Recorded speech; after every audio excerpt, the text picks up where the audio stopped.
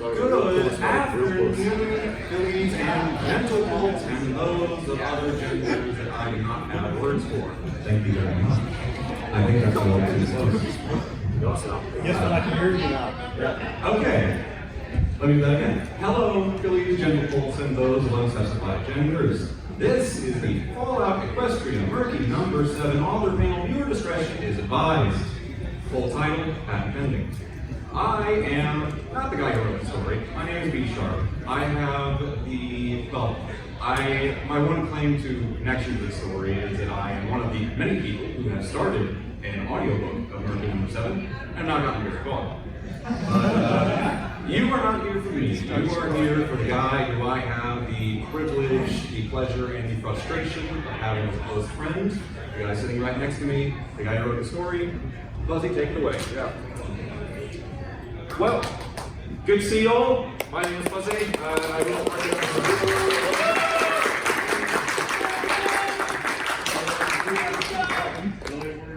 That was actually quite a moment there. That's a memorable one for me. I felt that shiver go through me in every clap of that there. So thank you very much for that warm welcome, and not just to the con for this, but to America in general. Because I've never actually been to this country before, and it's been a hell of a time the whole time. And everyone I've met has been fantastic. So not just to you here at con, but to everyone, please thank you for welcoming me in. So wonderful. It's been quite an experience so far. Welcome to Texas. Yeah, I mean, I spent like yesterday getting buckshot, bruises on my body, so I think I've done the Texan thing pretty well over here. All right, so as I have my friend here, Sharp, B Sharp. He is going to just be helping facilitate things and to help me save my voice a little bit because I'm running another one later on today. He will be helping guide through, prompt, and we'll also be taking in your Q&As as well for later on. This is sort of a mixture of being prompted and talking, a bit of QA, and I have my own things to present. Because the last thing I wanted to do was just come in here and say, hey, I'm some big shot Scotsman that maybe less than 0.000% of the internet has actually heard of. So instead what I wanted to do is be able to offer something back that for those who are wanting to write their own stories and feel they want to go for a big thing, what actually goes into writing something of this scale. So I have some real detail about that I can share with you, some behind the scenes involving Murky's creation, some sneak peeks at my notepads from doing it all, and we'll no doubt have plenty of time for Q&A at the end, and even afterwards. I will be more than happy to hang around until the thing's out, and until even after out there. More than happy for that. I will also preface and repeat, I am Scottish, I have an accent. If anyone at any time is uncertain or is struggling to keep up with it, please just let me know, because we do have a habit of just rambling on really quickly and using some slang that generally would either get you misunderstood / arrested in some countries. Yeah, so please just let me know if anyone has a hard time with anything I've said. Do feel absolutely free to go, what did you mean by that, you dumb jock, at some point. Alright? I will hand it over to Sharp to enter through then, and we will start getting into the world of not only Murky Number 7, but Fallout Equestria in general for those here who maybe not have read the story. In fact, before that, this is purely indulgent. If you've read Murky Number 7, can you throw up your hand, please?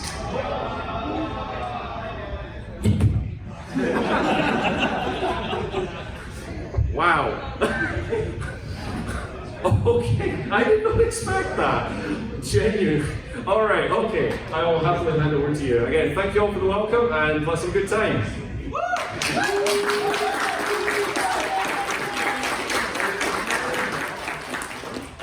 Well, I guess we start beginning. What the heck is Murky Number 7? And you don't mind, I'm going to take my jacket off while you answer.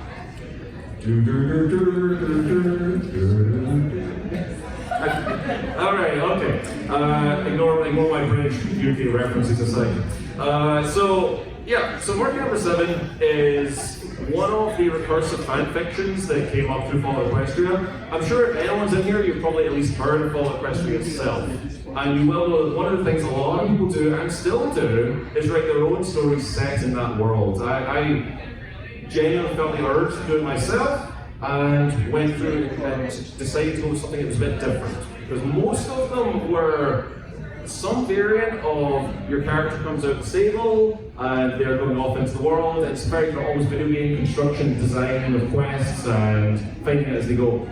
I wanted to take an idea I'd had of someone just trying to escape one location. And I've had that for years. I'd actually written previous stories in a very similar vein to it. It never really saw the light of day.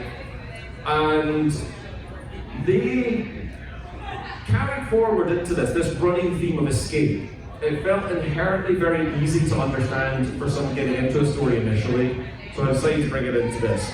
And with it, a smaller scale scope, which when you consider the novel that you will see, if you could hold it up, that would be a wonderful demonstration. Yeah, small scale everyone. But what I really mean by that is small scale in terms of the scope within the story. It's all predominantly set in one city, and it's about someone trying to achieve a single goal, to get out to more personal stakes, and to focus much more on a smaller geographic area and really go into depth with it, which I felt would make it stand out compared to a lot of the other globe-trotting stories, going to all sorts of areas across the map and encountering all sorts of stuff, where characters would linger around and be in the same place and you know where they are at any point in the story. And somehow this took off. And I still can't explain it. It did. It just took off and it really started taking on a whole life of its own for this, and it really has surprised me to think back to the first day of writing notes in a hotel room in Leicester Square in London, starting writing notes for Murky Number 7 before it was even called Murky Number 7, which was also 7 hours before I was due to have a meeting with Bethesda. I was working advertising, nothing big, but that was a very strange feeling to be writing that and then going in and accidentally saying bitbox to a developer calling out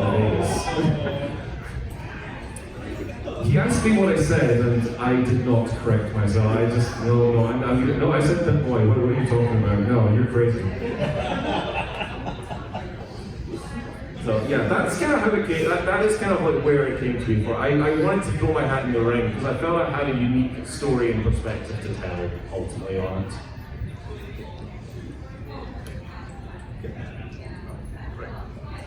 All right, so it's worth noting, going forward.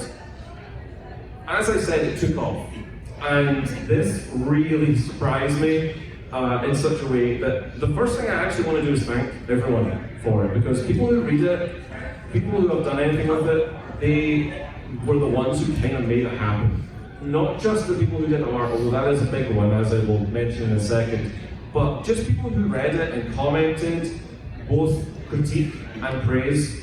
That content is what allowed me to actually go forward with something that large, and I will bring that up later as to the writing discipline of doing a big story. But art is such a big thing in Murky Number 7. Anyone who's read it knows how important artwork is to the theme of the story, to the creation of it. I am not really personally an artist, but I tried to write it from the perspective of an artist that somehow ended up getting a lot of artists to want to do art for it because it spoke to them in some way. And they helped it take off because artwork at that time was how the story really got noticed. So the more people were doing artwork for it, the more it got picked up. So I have such a thank you to the artists out there who saw something in this story and really elevated it and went with it. It essentially put it out there for me. Particularly Mr. Meg, who was the first guy who really was a big name artist doing a whole lot of stuff with it. It absolutely could not happen without them. And since then, the stuff it's created has just been phenomenal. Seeing these appear generally had a bit of a stunned reaction in my room. Sometimes some vocal noises, sometimes rather high-pitched vocal noises. And these are all scenes from the story at some point. And seeing that come to life, matching the lines become curves, curves become shapes, shapes become life from the story, is what really made me realize and feel that I had to put my all into this from that point onwards, that something was actually working here for it. So I include that there not to simply say, look at all the cool art that was done with my story. I include that there as a demonstration of what I was looking at day to day and taking my inspiration from to go on with the story itself. That stuff is what drove me through it. It's not me that got something from that. Sorry, it's not, I suppose to say, it's not me that got something from that about it being there. It's me that got something from that about it inspiring me forward, because that is Murky, that is art, that is what drove him with it. Both the stuff that I sometimes expected to see appearing there, and some of the artwork I necessarily didn't expect would appear here and there. Some of it kind of came out of nowhere, some of it repeatedly, some of it I can't show at the panel. Not until after all. Yeah, let's go, cool. I mean, if you're stretching your eyes, I don't think we go that far. So I will happily leave you to look at those ones for a moment and hand you back to Shark to carry forward where this structure is going, because I am honestly terrible for rambling, as people who have read a 1.1 million word story may realise. So I will happily allow Shark to steer me back on track. Well, it's funny you mentioned the length, because that was actually one of the things I was going to ask about next. How did you write this thing? That is a question I can honestly ask myself quite a lot, like how I wrote it. You do ask it. Yeah. I've heard you ask it. Yeah. How I rate it. Well, as I said, this was partly planned, what I knew I'd be hearing. So I do have some stuff that I can share with you guys about what actually went into writing it. So, how to write a 1.1 million word story in 10 minutes or less or your money back. I expect, by the end of this con, I will see at least 3 of them. So, by and large, there are, people have talked in the past about that there are different types of writers, between architects, between gardeners, or as I just learned last night, the road trip. Wonderful Captain Horse reference there, wherever you actually are. There he is. In this case, for writing something this long, I am very much an architect for it, and by that I mean that I like to plan everything before I start, at least to a degree that I understand where I'm going, and the changes that happen along the way. There's the road trip comparison, were what I had to shift into midway. But at least to start with, I really needed to know where I was going. I had to have it put together. So when I say I planned the length, I was incredibly wrong. I thought it would be the length of the original Fall at Equestria, which is about 700,000. That didn't work. I did, however, know the rough chapter count. So I didn't know I was going to have about 30 chapters. I think at the end it was about 32, plus a short. And that helped give me structure. Because even if the word count loaded, I knew how many chapters I had to fit in. I knew by this chapter I had to have this content done. And having that written out long before I even began was a huge boon to going forward and being confident in what I could plan and write, because I knew where those big scenes had to be built up to. As part of this, I did what's often called a treatment. It's something often used in more creative industries. You don't hear it too much from a fandom side, but a treatment is essentially where you can get a summary or bullet-pointed look at what the structure of the story is going to be. The best comparison I actually have of that is you can essentially read a Wikipedia plot summary of a story, and that is not a million miles away from what you can really do with a treatment. So there's some other terms for it, and I've seen some people disagree in the exact form of it, but that is what I was taught in university for it. So, having summaries of chapters before I write them helped that scale become more manageable. I knew what scenes were going into those chapters. I knew when this chapter arrived, this had to be happening by it. So I very much had the framework built before I went in. I had the contents of each chapter summarized and written up to chapter 18 before I even started writing chapter 1, to give a good example for that. There was about a half year of planning before I even began writing it. Within that, 3-act structures were going to be very helpful, not just overall. Many people know the basic beginning, middle, end of writing stories. What's often forgotten is you can make that recursive. You can go down again with it. You can go to the chapters, and each chapter can have its own beginning, middle, end. Each section of a chapter can have its beginning, middle, end. Each scene can have its beginning, middle, end. Each interaction can have its beginning, middle, end. Even paragraph, you can, if you're actually insane, you want to start planning that far. Not even I'm that crazy. But that helps, again, give structure. And the more structure you can build around what you're doing, the easier it's going to be to write something at length because you have more of an understanding of where you're going with it. I should clarify and say, this is purely in my experience. People will find their own ways, their own things to do. What I'm speaking from is not saying this is the way, this is just how I found and what I carried forward for it. One of the other tools I helped with was pacing curves. You can see one up there. I believe that one there is the one carried forward from A New Hope, Star Wars. And this is part of getting people into a story that's so big because that's a large time investment and you gotta respect that. You gotta understand these people are gonna be reading your story for some time, so you wanna get your pacing curve out, you wanna catch them with something big at the start, you don't wanna just have a linear line going up. Nobody will notice the differences, the juxtaposition. So start big, grab them with something. Then you can ramp down, start world building, build up, and each event can have another rise, and another little fall. Let them feel the relaxation before you do something else to make their head spin. And then by the time you're getting to that end, you're going higher than the intro itself. It's often forgotten, that intro is your best chance to make a good first impression, so you've got to throw your all into it. And again, we'll be discussing that at the panel tonight. And the last I'll say, just continue on the Star Wars things there, is stay on target, because it's very easy to get completely sidetracked and something like that. And while I don't advise you to rigidly avoid it, I would say adapt rather than just going, oh, I need to do that, and just rushing off to the side. So understand what you're maybe adapting with it and what you're changing along the way, and consider what that will affect later on. And if you want to see an extent of that planning, here's a look into the notepads that I was working with it. And there, I will actually stand up for a moment.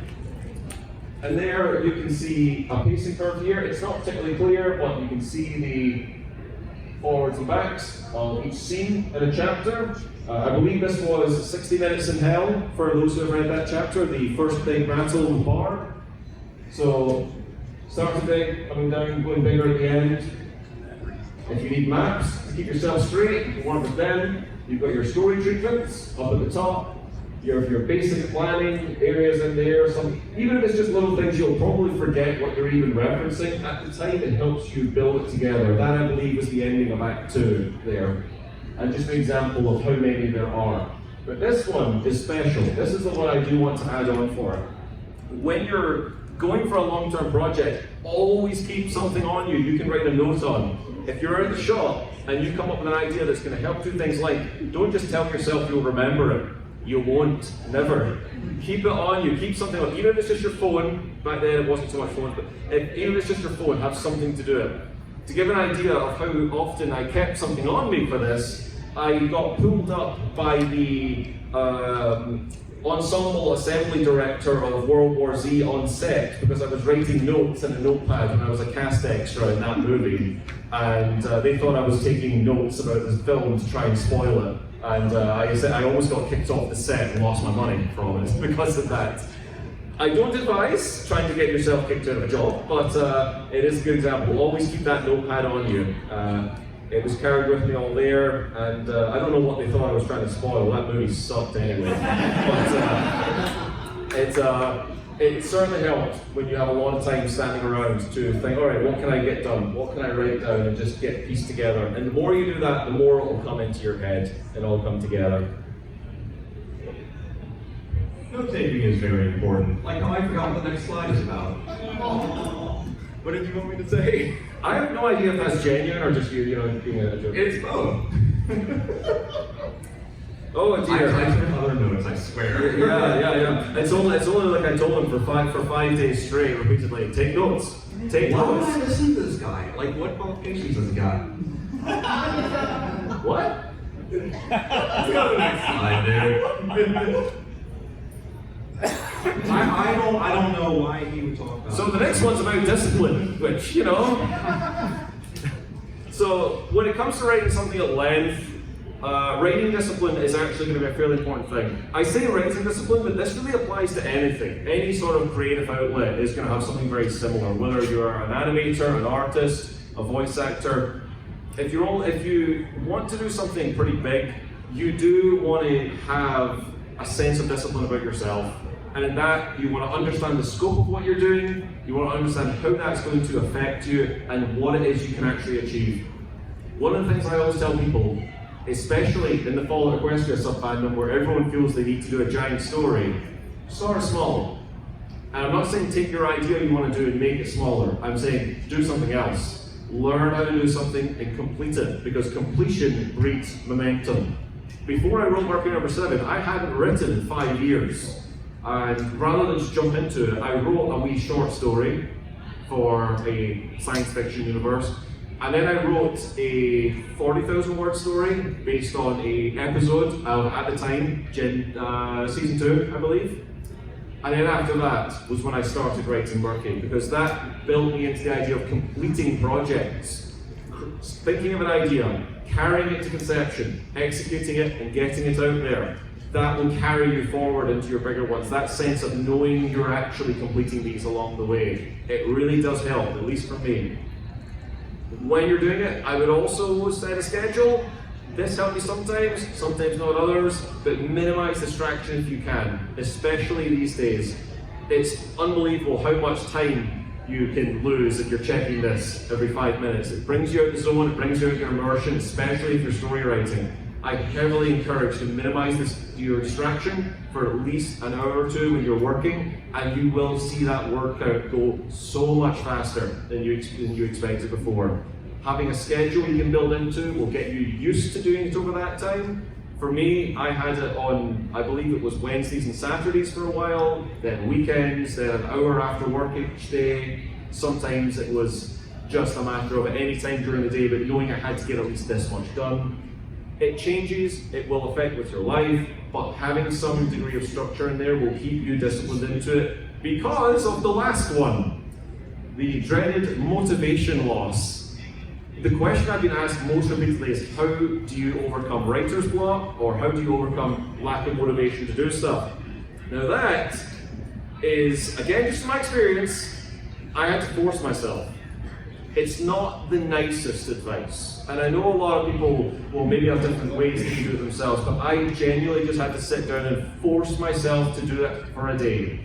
If I did my writing for a day, it felt like rubbish. And then the next day I'd do it again, and it would feel like rubbish. Then the third day, I'd start seeing how much I'd done, and it actually started to feel a lot closer to the end of that chapter to release, and that will rebuild your momentum. It will suck, but it can work. Maybe not for everyone, but it can work.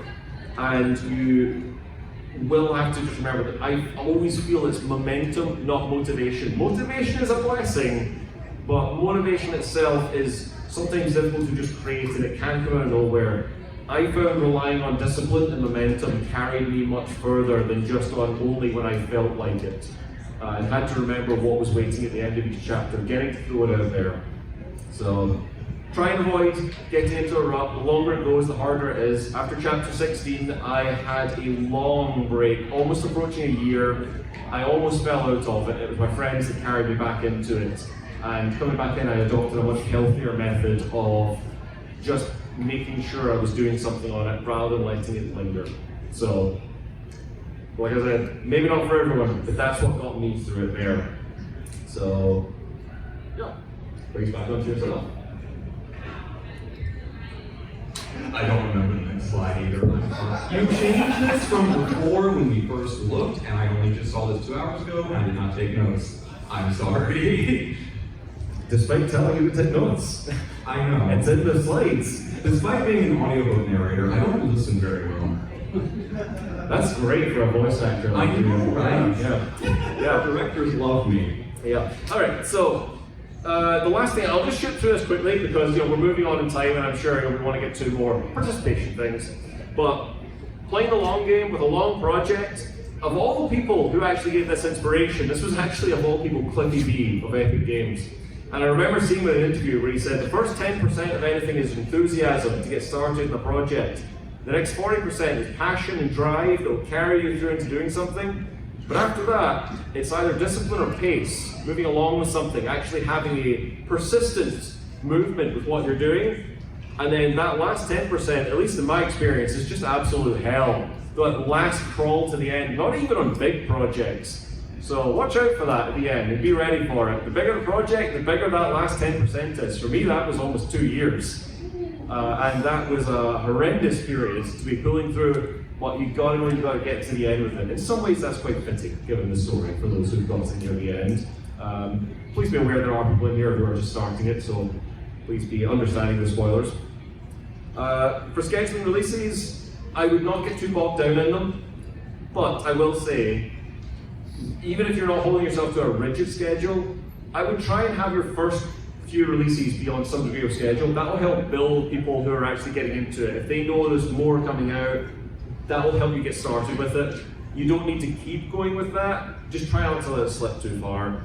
And if you are having trouble, like I said, friends can really help you. They really did it with me. They kept me on the horse.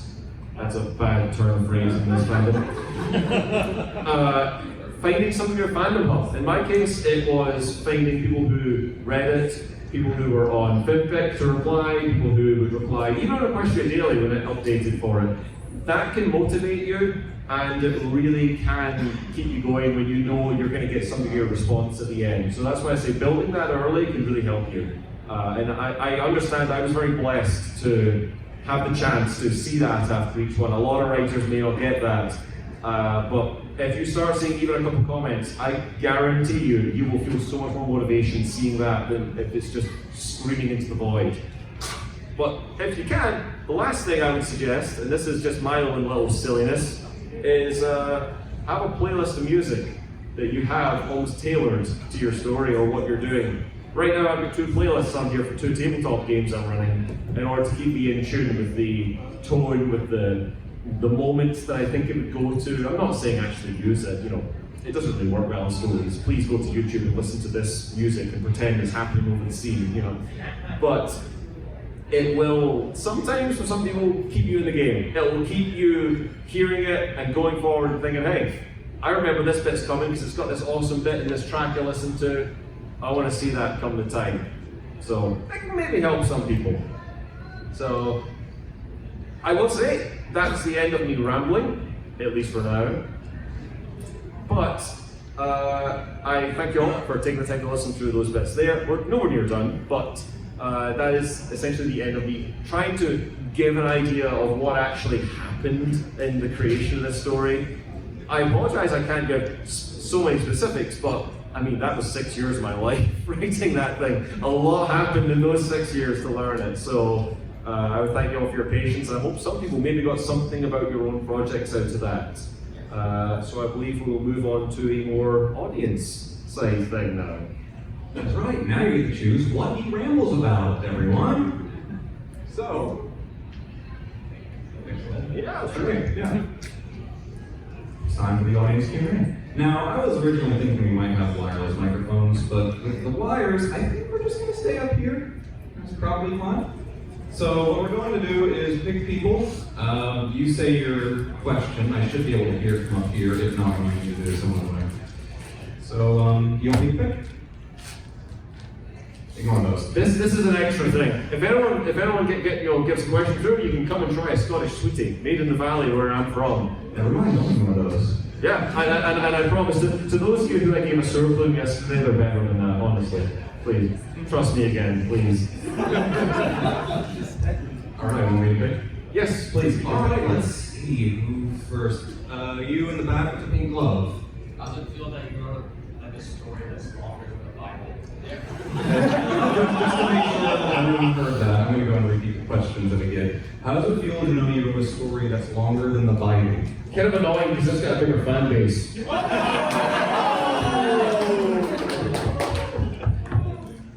It's and knowing it's actually been done is incredible because I will be writing my current stuff, which is a lot shorter, and I sometimes look back at when I'm struggling to get done with like 40,000 words for a story, and I look back and see that 1.1 million, and I sometimes think, was that just a different me? Like, am I having some sort of crossover event with someone from a different dimension? Because I don't feel like I wrote it. It sometimes doesn't feel like I did because it was such a bleeding into itself experience that the length of it and how it sits out there in terms of length just blows my mind. Like, I see some stories on FinPic, for example, and I'm like, wow, that person wrote a 900,000 word story. Jeez, how did they do that? Oh, yeah. Then I realize and remember. Thank you very much. And if you would like to come up and get one of these little suits. So, let's see, let's go over to the next side here. You with the ponies on your jacket. So, That's fair. But, so I would like to know a bit more about the mint monsters. I've been extremely curious, and I don't know if I missed something, but I feel like there was never like a real visual description of what they look like. Yep. It's an monster question. Yeah. I'm actually delighted this one came up because I've been asked this so many times from so many people about the mint monsters, which in a spoiler-free way I will comment are things that turn up later in the story which are rarely described, vaguely described, and are very much intended to be a horror-filled chapter. The mint, I barely even want to see monsters because that almost feels like I'm giving too much away. But the mint monsters are something that actually came from an old dream to some degree. When I was a kid, I actually used to have rather regular night terrors. And if you know the difference between a nightmare and a night terror, they're actually quite different things. A night terror is substantially harder to wake up from, and you are at times aware that you are in it.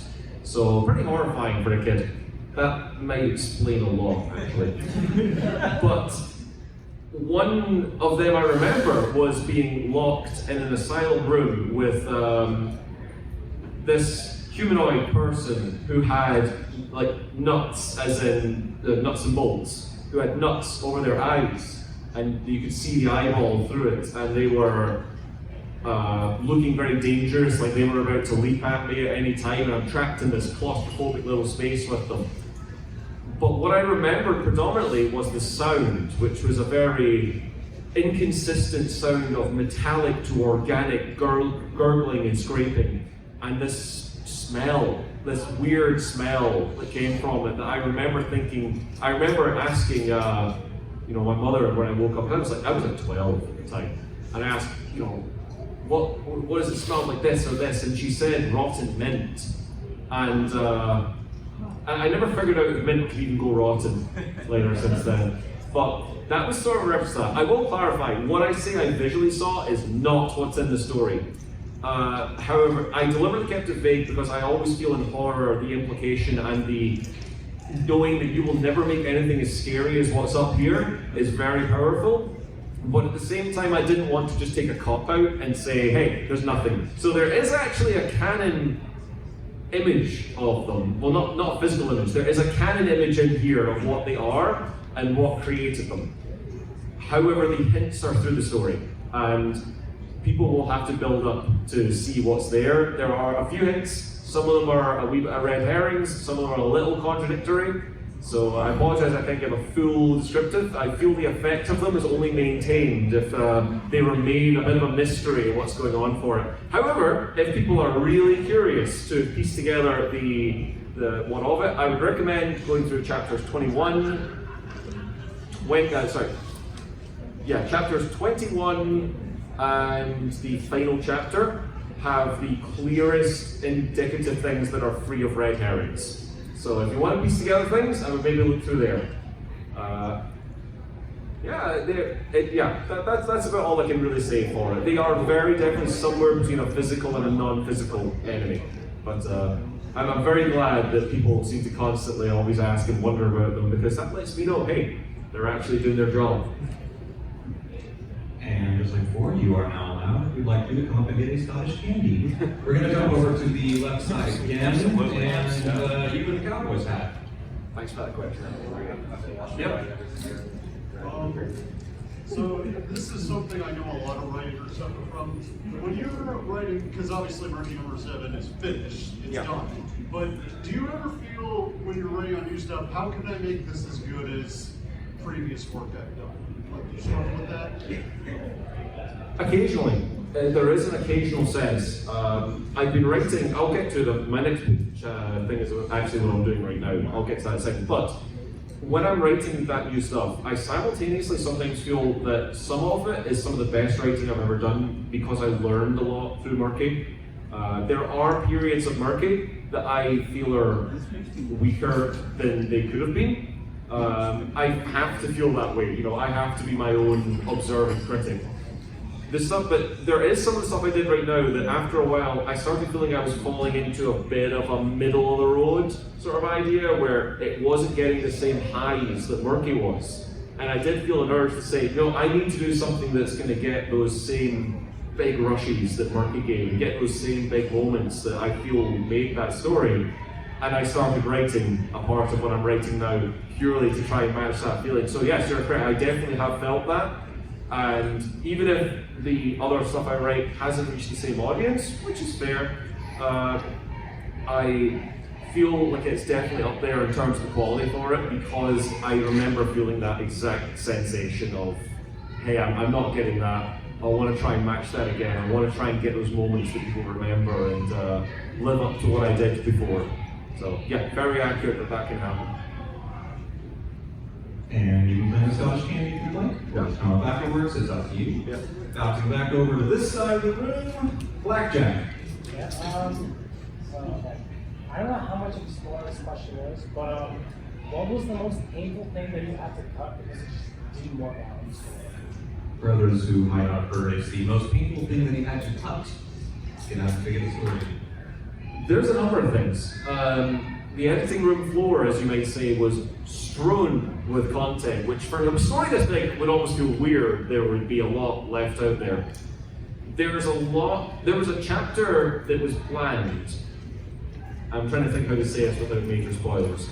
There was a chapter that was planned for early Act 3 of the story that was going to be a story surrounding them being sort of trapped in a loop via a memory machine that was going to replay the events of the past that led up to how the content that's below Philadelphia ended up there in the first place.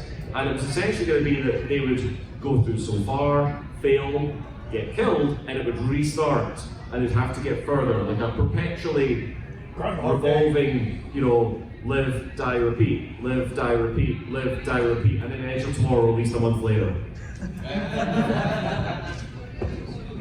At that point, I was actually writing it, and my editors took one look at that chapter, and they said, and they gave a really lovely, carefully thought out piece of feedback for it, which is where they said, "What the hell are you doing?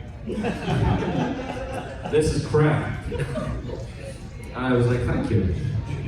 Thank you very much. I feel great now."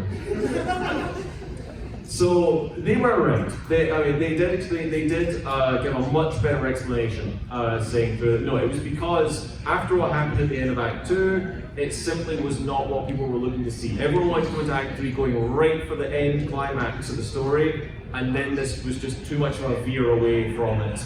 And I do miss getting to do it, because I felt like it was a really unique story that I could do. Unfortunately, Tom Cruise turned down the request to be part of it. He had no one. But I thought for a while I would do it as a separate story. I never really got around to it. Frontier 6-2, I believe it was called.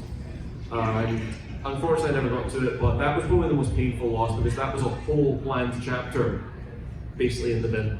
It was fully planned. I was writing a quarter of it, and it just, away it goes.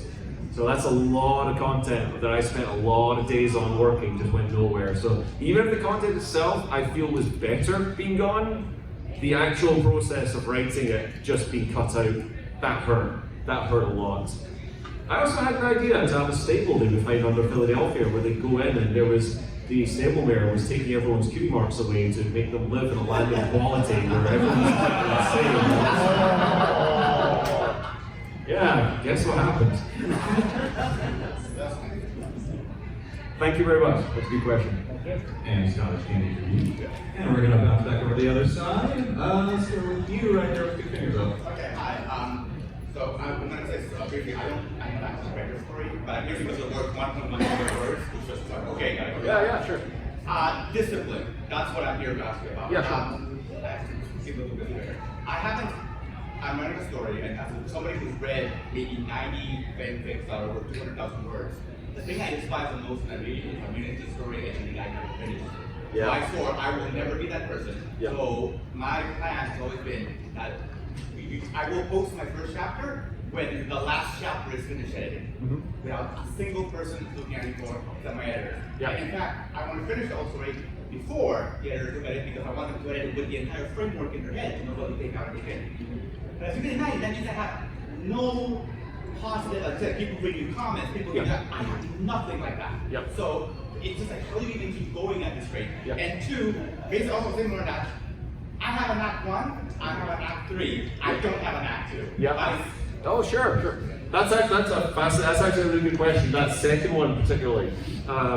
So as to the first part, in terms of having the content written, before it goes out, I actually read a fantastic little total sappy shipping story the other month called Monophobia, written by a rather wonderful author, and he had written it all before he released it.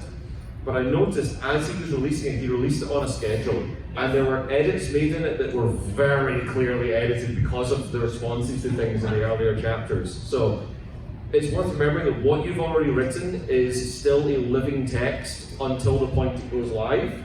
So if you have something that's got 5 chapters, 10, 15 chapters, if you're releasing, say, one a week on a schedule, if it's already written, you might as well. You have that time still to go in and make those edits as you go, based on that feedback for it. But for the initial writing of it, I would say definitely find your own kind of closed group if you can, and that can be difficult. I know. Well, Yeah. I'd like to go back to my topic. Okay, so this began as a side project or another project that I was an editor for. Right. So I've been working on that project for about 6 years, and I started writing my own in the last 2 years. Yeah. The problem is all the other people in that side project no longer want to work in Equestria and are creating their own universe. So I kind of lost what I had originally as a member of that team. Yeah. It can be difficult. I totally get that. It can be really difficult to find a particular group who's willing to look over that for you. But I would say even with a smaller group, or even just those few, the stuff I'm writing right now predominantly has an audience of like 5. Yeah. So I think a lot of that is you got to remember that you also have a personal stake in this. If you feel it's a story you have something to really put through to, remember that stake and remember what it means to you. If you write a scene and you come out of it feeling a little emotional yourself, that will carry you just as much as anything. For the Act 2 problem for it, I always advise people you might want to see something before you get to know the end before you get there. Yes. However, what I think the best advice I think for Act 2s is to use that as your crux point of switch. And that's a very fancy term for meaning when you have your story build up in Act 1 to where it's going to go, that Act 2 point is when you want to throw a curveball at it. Something that is not just going to progress linearly, but something that is going to give those characters something that they maybe need to overcome. A great example, to go back to A New Hope. The first act of that is all in Tatooine, is building up into Luke going away.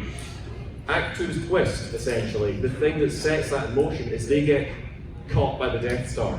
And that initiates that Act 2 that builds up various aspects of the story for that Act 3 to then happen after their escape. And that's just a very simple example of saying use that middle period to throw them into a different area that will allow you to explore what's going to come in the third. The problem is that the biggest thing that happens in the story, which is literally Equestria gets invaded, so it's possible to get bigger, happens in Act 1. Yeah. So how can I do that in Act 2? I mean, obviously, I could sit for a long time and find the exact sort of story, but I would say if you feel the scale has hit its height in Act 1, remember that scale can also scale down to be incredibly important to the individual characters and what can happen through their invasion setting. A lot can happen, So think of what can happen more personally to those characters in that setting with it, is what I advise there. I think that was a really interesting question that I had to, sort of like blabble my way through until I figured out where I was going. No worries. Look, you have earned a stylish painting. Yeah. And we're going to go right back over to the other side here. Oh, that's sloppy and okay. I will try and fire through these a little more. Okay, let's go with you there in classes.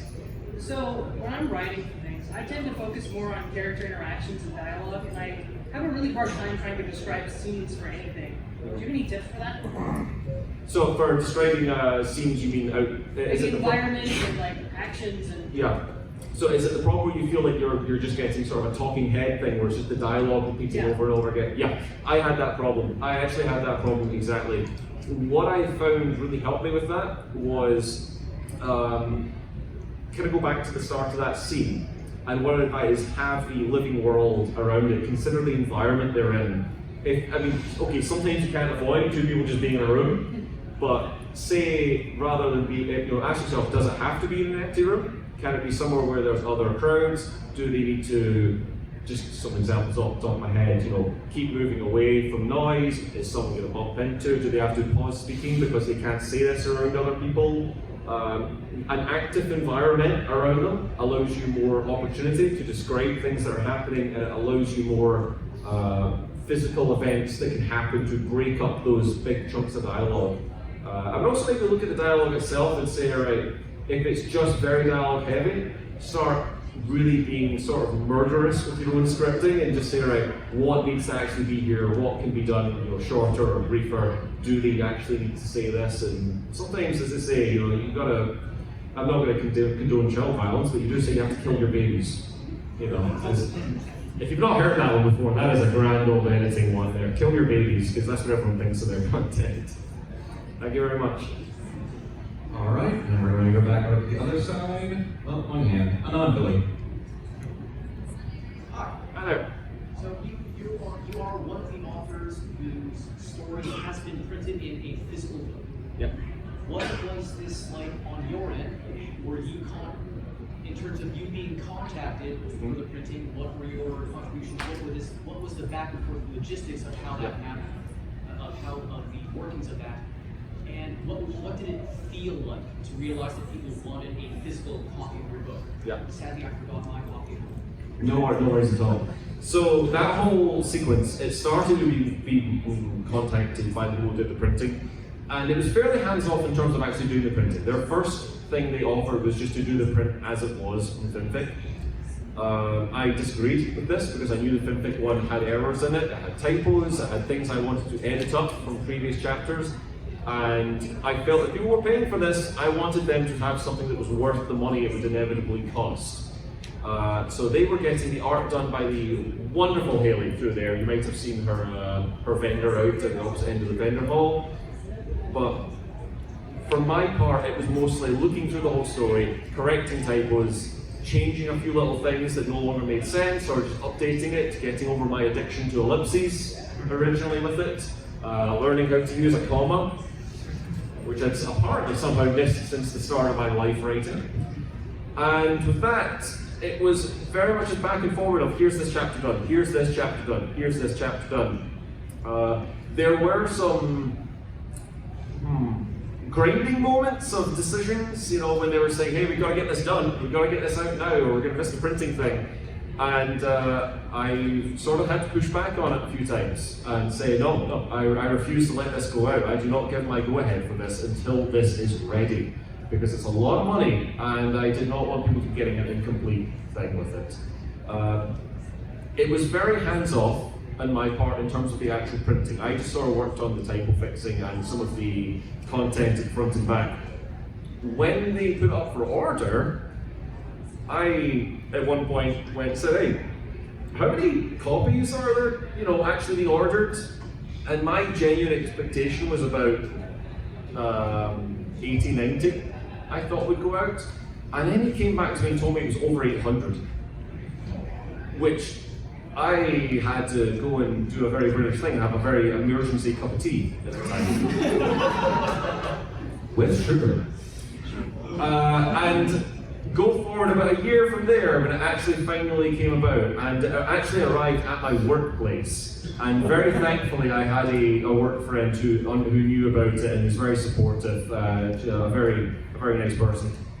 She understood my absolute excitement to come bounding through, a currently at work translation studio and just carrying this 3-kilogram box that could finally have killed someone if I fell on the way, and just be delighted. Amusingly, the thing that caught me most about it was looking down and seeing the ISBN number. that was, weirdly enough, that was the moment that made me think, oh my goodness, this is a real thing. It has an ISBN number. This might be the nerdiest author thing I've ever said, but that was what made it real for me. But it was officially on that, the same number everyone else gets, you know, through all the influences I love. Thank you very much.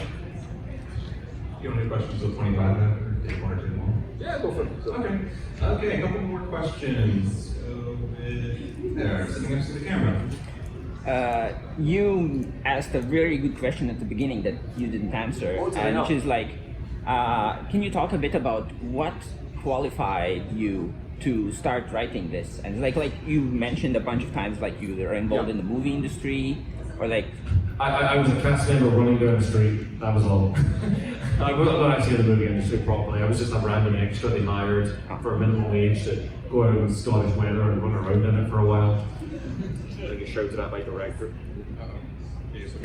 I get shouted at by directors every so often. So in terms of qualification, I have no formal kind of English thing past high school essentially. However, I did have a very good English teacher in high school who would really push us on creative content, and I've been trying to track her down actually just to thank her, because she gave me the hobby of writing, and she always pushed us and gave us really strangely dark stories that we probably shouldn't have been reading at that age. You know, the ones where we got to swear in class, you know, wonderful stuff. And but her energy in selling creativity and her pushing me to go with creativity. Every single time I had to do like critical writing, I'd get like a C. Every single time I had to do a creative writing, I would get an A because of her. And I carried that forward out of it. It was purely just a personal growth talent after that point. I just kept doing it as a hobby, on and off, until eventually starting it a lot more full time as a, well, I would almost like to say started as an artist hobby, you might say. The closest I would get to it is I did computer animation in university, which gave me some degree of structure and framework about planning and all that helped me do larger content. But no formal qualification or anything, which just goes to say, anyone can do it, even idiots who grew up in a Christian school in the middle of a valley in Scotland with, you know, who probably still doesn't have black and white TVs. Thank you very much. Alright, I think we have time for one. I'm doing stuff till they kick me out. I mean, you know, we have slides now. Yes. Black sleeve back there. Yeah, you. Awesome. So, what research did you conduct, and what methods did you use to organize the information you accumulated and decide what to use and what was irrelevant? So that was on the research on how to use and what to use from it, yeah. The content of the story, hence the viewer discretion advised at the beginning of this one, is the content of the story does involve a pony trying to escape from slavery in Philadelphia and Fall Equestria. Now, those of you who have read the original Fallout Equestria will know it's very much based on the pit from Fallout 3. There is a heavy degree of brutality going on with it. So I did at one point go and start reading some books. I wish I could remember them, but some books on the history of slavery and the content of what happens within there. And I promise you, no matter how dark some of the story gets, it's actually toned down from some of the reality. Which I saw some of it and I quickly realized I'm not using that. That's too brutal. You know, it's not something that feels villainous. It just feels upsetting. So having to balance some pretty heavy themes against that was difficult. Some of the stuff that went in there, I either edited out before, adjusted later, or just didn't use it all. And some of it I had to adjust more to fit the setting and the tone of what I was going for. Some of it, I kind of stopped looking at that stuff after a while because it genuinely was not great. And I focused my research in other areas because I felt like the pit, the original Philadelphia thing, was pretty well set by that point. So I focused my research into other areas, predominantly for the larger battle scenes later in it. I was doing a lot of speaking with people who had come back to the UK from Afghanistan for combat there to learn about what you hear, what you smell, all that sort of thing. And as well as watching a whole bunch. Ross Kemp in Afghanistan was a great source for getting an idea of how people move, what you're actually doing. and I was delighted to hear that some veterans came back and were like, hey, those battle scenes had some things in there we remember that we don't see often. So yeah, just often speaking to people, looking at sources and having to evaluate how they fit the tone of what I was writing would be the genuine answer there. Thank you. Want to do one more question? Yeah, one more please. Okay, does anyone have a short one that you probably won't ramble on too long? Let's go with you, Red Jacket. What was your favorite characters to write? Oh boy. The genuine, fullest, honest answer is Protege. For sure. Let's go,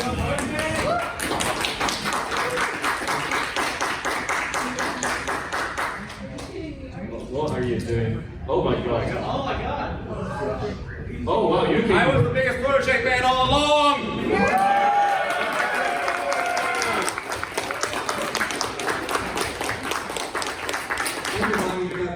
I'm waiting the whole time for that. Ours are planning. That's why you didn't take notes. You were busy planning that. Exactly. Right. Yeah, Protege for sure. And he was so investing to write at all times. Every scene with him with Murky was incredibly fun to do with their chemistry, and very quickly realizing that there was something going on there between those two that was incredibly investing and totally not at all latently homoerotic. So. Yeah, definitely Protege. Although I will say, writing Weathervane purely for learning so many swear words. Yeah. Especially even Mosin, I got to learn to swear in Russian as well. That was great fun. All right, thank you all so much for the questions. A lot of good discussion. Yeah. So, so the last thing I'll just say before we go, what else I'm doing right now. I am writing other stuff on FinFic. If you know what Murky is on FinFic, you can find my other stories there. Fallout Equestria, The Untold Individuals is not a long story, it is a collection of stories. It's focusing on individual characters that I either got inspired by friends or wanted to do as a gift for them, and it's looking at different areas of the wasteland and its history and its locations and how those characters make their way through there. From a Pegasus thief that's living in a trapped cage of a town, familiar territory for me, through to a propaganda icon from before the war that has woken up as a ghoul in a world that still remembers her as an icon that she never really was, through to a zebra having to be exiled from his home and trying to find a new place in Manhattan when he barely knows the language and the world just seems all a bit hazy, which is my first ever one I wrote in an abstract style. I'd be very interested for how people think of that. The current big one I'm writing is Home in the Black, which is a science fiction, very Firefly themed and based, if anyone's seen that classic show.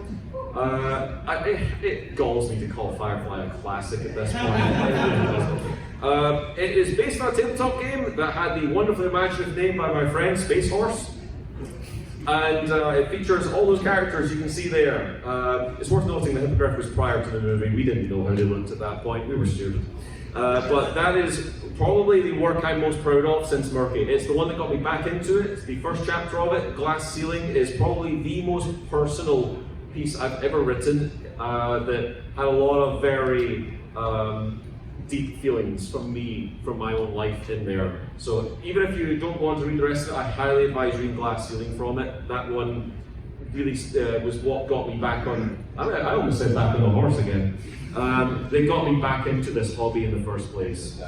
Yeah, and the last thing I'm currently planning to write, is actually taking a dip into the romance area of things. Something I've never really written before, at least as a focus, and with that it is going to focus on something that's very much about one's personal self-image and the care of how the world around you sees you, mixed in with the themes of overthinking, of hiding away the hobbies that you genuinely enjoy. If you're doing something that you really find incredible and that you are very proud of, but you just can't tell most of the people around you about, you can identify where this has come from, which is why it's so special to be in here today and actually be able to be so open about it, openly, not just in a Discord, to so many people with it. So I would be delighted if people checked out what else I had there and what else we can maybe go forward and write from then on and see what people think of it. So I want to give one last thank you for everyone who took the time to come in, but more importantly, to those who read it. I said at the beginning, you have to respect the time investment of your readers, and I do, incredibly. It is not a small story to read. It's not an easy story to read. And as much as I said how much a heart it was to write, I chose that, and I knew what I was getting into. A lot of people who started reading it didn't, and they stuck with it as the page count and the word count ballooned and ballooned and ballooned, as even through its weaker chapters, you guys stuck with it, and you got to the end, and I still, to this day, go and reread the comments on that last chapter, because nothing can hold me together more than seeing that people genuinely got something out of it. And for that, as much as I'm the one here, I want to thank all of you for giving me that opportunity. So please, thank you, give yourself a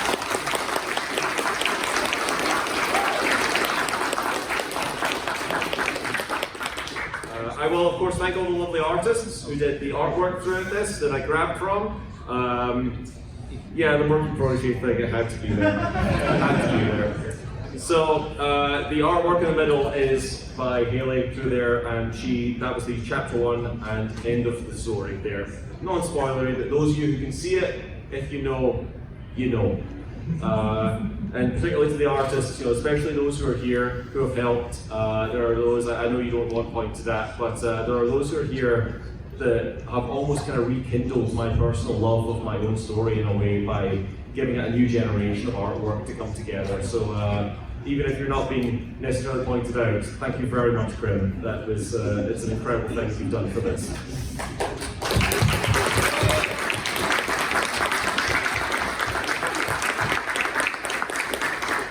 Now we have hit our limit. I think I can see some staff now with some people from the next panel. Can you need a, oh, is that the next panel there, I guess, or no? I have no idea.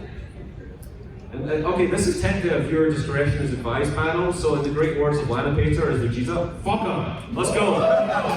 Questions? Oh my god, okay, you know what? Yeah, let's keep going until they throw us out.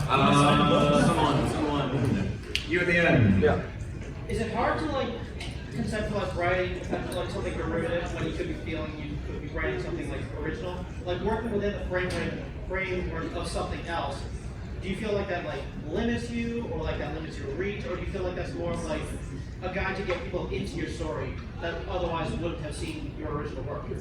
Having written things and more original things since, I can definitely say it does benefit having those words follow Equestria on the front of it. It is a built-in fan base to some degree, and especially at the time I started, when it was still at its height. I believe I started before the original finished, so I still had that going on, and yeah, thank you KCAP for writing content at the end of Full Equestria that totally scuppered my entire ideas in Philadelphia for a while, but I had to write around that.